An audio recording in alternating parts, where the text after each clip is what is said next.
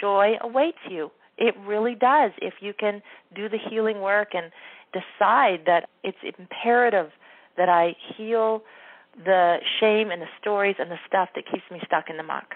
So that's it in a nutshell. I know I can talk a lot. Thank you for sharing that, Crystal. And, I just want to honor and acknowledge your experiences and having the strength to keep moving forward and being open to share that, because I know somebody's listening that may have had similar experiences and needs that inspiration and motivation to know that they do have the power within themselves to overcome. And how did you overcome the fear to live? Well, and I love that. Yeah, and I love that you just said it like that. Yes, we all have the power, but we don't all have the tools. And so telling someone it's all within you, I think it confuses people. It's like you have all the power within you, and they kind of go, oh, where? Like, what do you mean by that? So it is tools. It's tools that I committed myself. At a certain point, I remember thinking to myself, how can my family, how can we be all, even as adults now, all successful, all good-looking, and I don't mean it like when I say good-looking, it's just factual. Like, this is a good-looking family, good-looking people. They're all in their own rights. They're managing their own lives.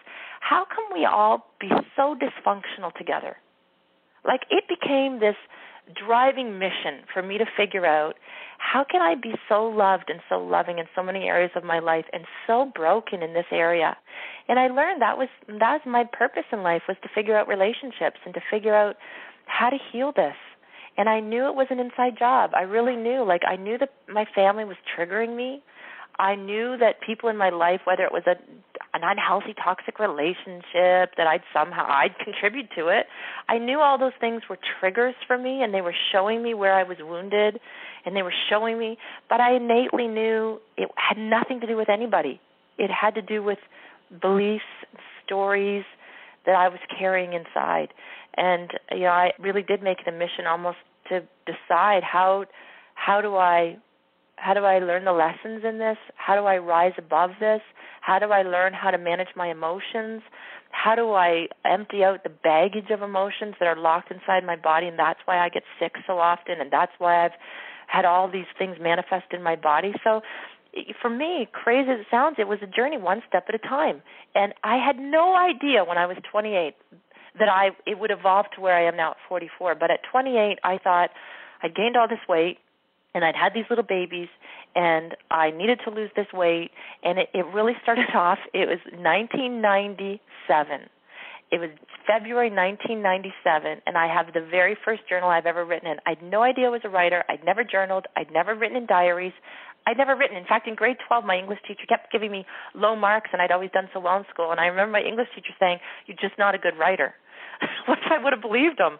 Anyway, so at 28, I needed to lose weight. It really started. And you know what's crazy, Jessica? That I was so focused on losing weight with all that other stress. This is what fear does. Fear, we misdirect fear into these repetitive thoughts that keep us disempowered. All I talked about, felt about, worried about was that I was 200 pounds. And yeah, that's a problem. But that was not the problem in my life. That was the manifestation of all the wounds. And yet, at that point, I couldn't have done. The brain is so brilliant, it doesn't allow us to go deeper or peel back more than we're ready for. So the great news to anybody listening is that don't worry about dark nights of the soul. Don't worry that you're going to do some of this deep kind of empowerment work, and your emotions are going to overtake you, and you're not going to be able to cope, and you're going to quit your job, and you're going to leave your marriage. Or your brain is so brilliant, it only allows you to delve into and to deal with what you're capable at the time. So at the time, it was about, I got to take back my health. So I got out. I was listening to Oprah. It was 1997, and I was listening to Oprah Winfrey. Actually, Bob Greene had a video cassette. That was back when it was cassettes. There wasn't even computers, nothing, and it was a little cassette.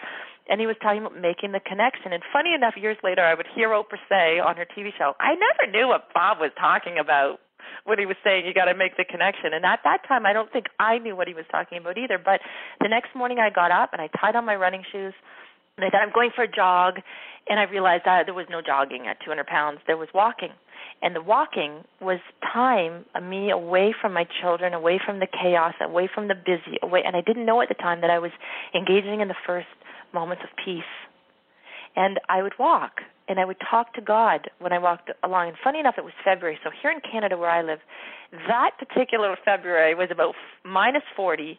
The wind chill was freezing, and I would get up because I had this controlling husband and workaholic, blah, blah, blah, blah, all the stories in the world why. I lived in the country. He took my car every day because he had a Corvette convertible that he put in the garage, and he would take my minivan, and I'm out in the middle of nowhere. I had all the excuses and all the reasons why I was so disempowered, and I was. But I got out every morning early, and I started to walk. And when I would walk, things started opening up to me in that quiet space, and I would come home, and I got my first journal, and I have that first journal. And the very first thing I ever wrote in my first journal was, I just want to be empowered. February 23rd, 1997. I just want to be empowered. And I had no idea that it really is what you ask for. If you set your intentions, energy follows that. Energy follows intention. And I didn't realize what was happening at the time, but I just want to be empowered.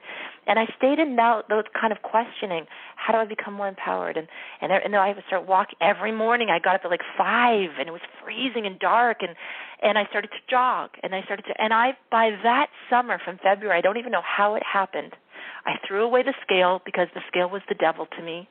It consumed my life, and something started shifting, and I realized I needed to get healthy and happy. And I remember stepping on a scale that summer, and I still had such a distorted image. I didn't even know.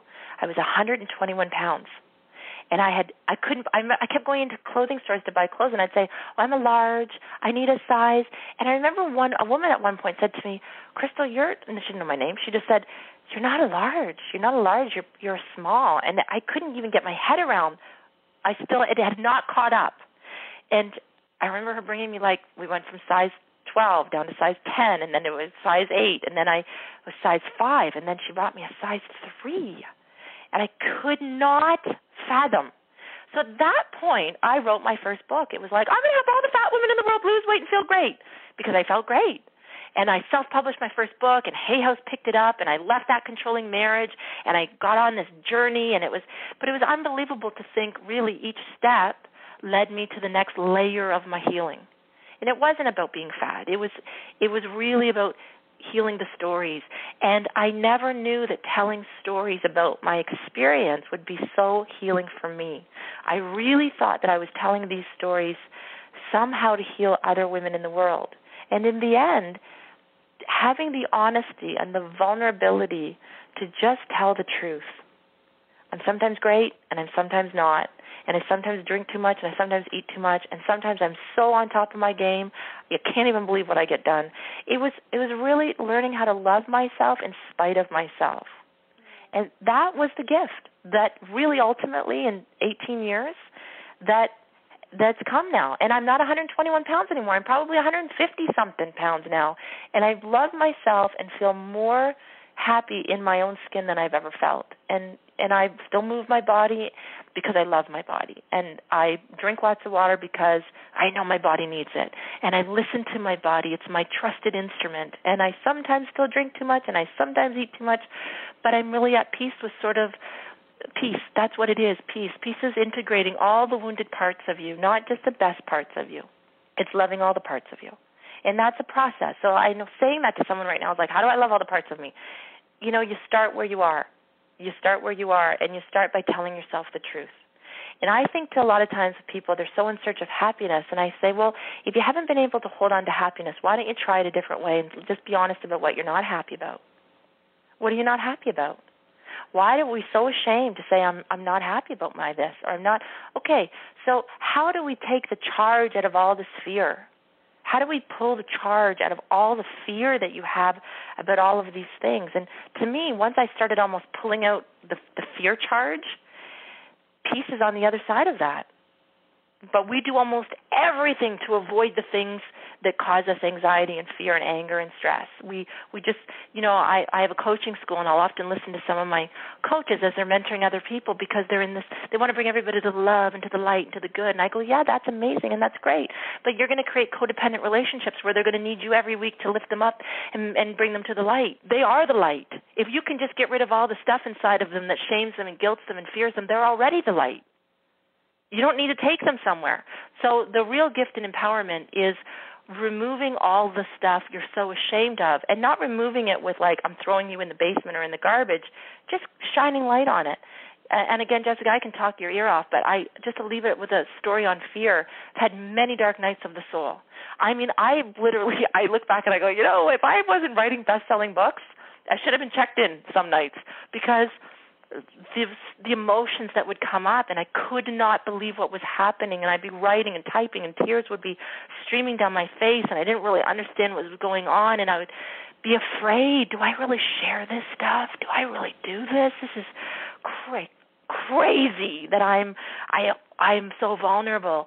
And then I realized that what fear really is, and we've heard the analogy before, it really is like this tiny little mouse down in the basement, and it scutters around and makes noise, and it's amplified, and you and your brightness and your beauty and your glory and all the things that are innately you go down the dark stairs, and all you see is this massive shadow on the back wall in the basement, and you really think something big and bad is scary down there, and you run the hell up the stairs, and you don't ever want to go in the basement again because there's something big down there, and it's really scary.